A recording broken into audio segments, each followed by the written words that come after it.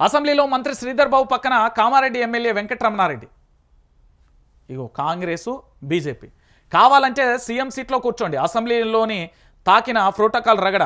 శ్రీధర్ బాబు సీట్లో BJP MLA, మంత్రి సీట్లో కూర్చున్నారన్న కామారెడ్డి ఎమ్మెల్యే కాటిపల్లి ఫిర్యాదు చేసినా పట్టించుకోవడం లేదని ఆగ్రహం.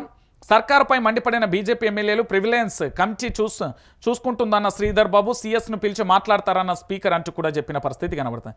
మంత్రి సీట్లో కూర్చున్న కామారెడ్డి ఎమ్మెల్యే అంటూ కూడా చెప్పిన పరిస్థితి కనబడుతుంది. సీట్లలో కూడా అయిపోయింది ఆఖరికి. దాంతోపాటు ఏ బట్టలు వేసుకోవాలో స్పీకర్ చెప్తారా? అసలు బట్టలు లేకుండా కూడా రమ్మంటారు వీళ్ళు. టీషర్ట్ వేసుకొని సభకు పోతే తప్పేంటి? ఆదాని దుర్మార్గుడని రాహుల్ అంటున్నారు. ఆదానిని రేవంత్ వెనకేసుకొస్తున్నాడు. సర్కార్ను ప్రశ్నిస్తామనే భయం ఉన్నది కాబట్టే సభకు రానివ్వలేదు. సమైక్యవాదుల బానిస రేవంత్ అసెంబ్లీ దగ్గర అడ్డుకోవడంపై జగదీష్ రెడ్డి ఫైర్ అయిపోయిన పరిస్థితి కనబడుతుంది. అర్థమవుతుందా?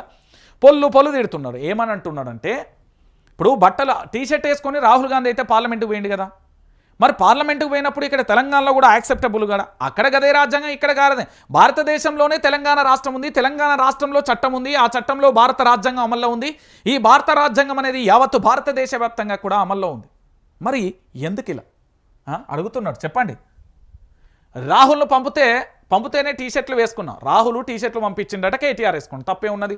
ఆదానితో దోస్తి వద్దంటే రేవంత్ వినటం లేడట. రేవంత్కు బుద్ధి చెప్పమని మాకు పంపారు.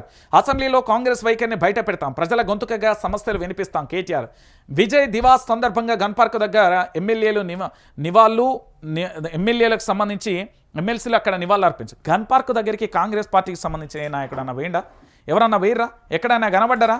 ఏంది అనేది కూడా పూర్తి స్థాయిలో కూడా మీరు అందరూ కూడా ఆలోచించాలి. దాంతోపాటు అసెంబ్లీ సమావేశాలు వాయిదా. అసెంబ్లీ సమావేశాలు ఈ నెల 16న తిరిగి ప్రారంభమైతే అప్పటిదాకా పూర్తి స్థాయిలో కూడా వాయిదా పడ్డ పరిస్థితి. నేనేమంటున్నానంటే, తెలంగాణ ప్రాంత బిడ్డలారా, వైఆర్టీవీ తెలుగు న్యూస్ ఛానల్కి సంబంధించి పూర్తి స్థాయిలో సబ్స్క్రైబ్ చేసుకోండి. గత 10 రోజులుగా నేను రాకపోవడానికి కారణం తీవ్రమైన అనారోగ్యం. దానితో పాటుగా ఇంకొక విషయం ఏంటంటే, మన మీద ఇంకెక్కడెక్కడో కేసులు నమోదయ్యాయట. ఇది ప్రజల పక్షాన పోరాటం చేస్తున్నా. నేను మళ్ళీ చెప్తున్నా, తెలంగాణ ప్రాంత బిడ్డలారా, మిమ్మల్ని మిస్గైడ్ చేయడానికి కాంగ్రెస్ పార్టీ సోషల్ మీడియాలో కొంతమంది వ్యక్తులు, ఆనాటి నా మిత్రులు నేటి నాకు శత్రువులుగా మారిన వ్యక్తులు దాన్ని ప్రచారం చేస్తున్నారు.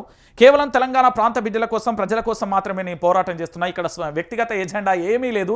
నేను మళ్ళీ చెప్తున్నా, రాజకీయమో లేకపోతే మీడియాకు సంబంధించి ఇంకేమీ లేదు. ప్రజల పక్షాన పోరాటం చేయడమే నా agenda. YRTV Telugu news channel subscribe చేసుకోండి. ప్రతి అప్డేట్ను ఇక్కడ నుండి నేను మాత్రమే అందిస్తా. ప్రతి అప్డేట్ను మీరు ప్రతి ఒక్కరు చూడండి. అక్కడ కింద లైక్ చేయండి, కామెంట్ చేయండి, షేర్ చేయండి.